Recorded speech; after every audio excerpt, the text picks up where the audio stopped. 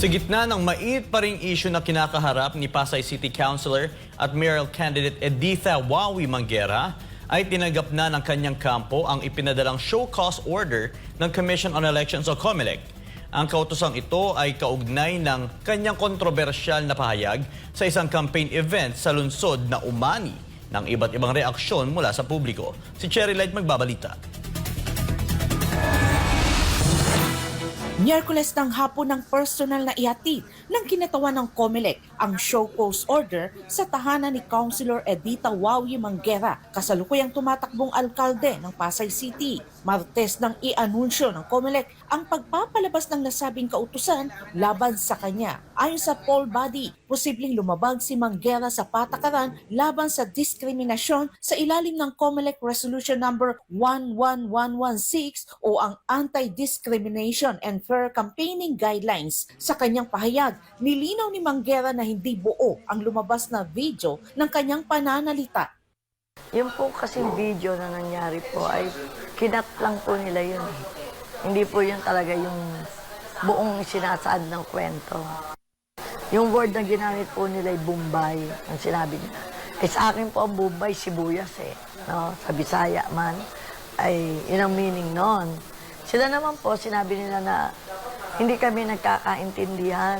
Ito ay bunsod ng mga reklamo ng ilang Pasay residents na nahihirapan umano silang makipag-ugnayan sa ilang Indian national na nagsasagawa ng on-the-job training o OJT sa Pasay City General Hospital dahil sa language barrier.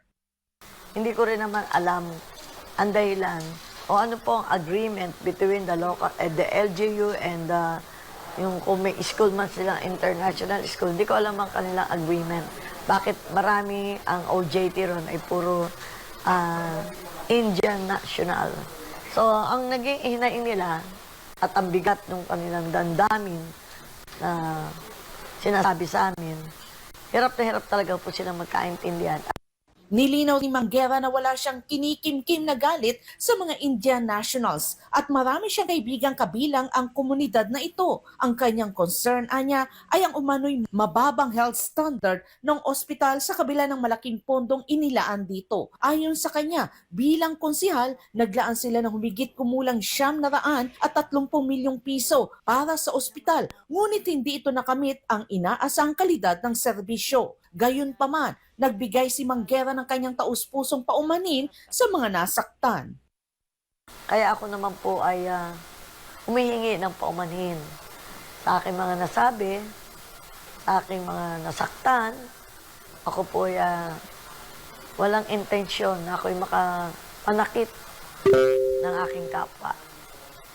At kaya po ako ay formal na humihingi ng paumanhin sa mga taong aking nasaktan.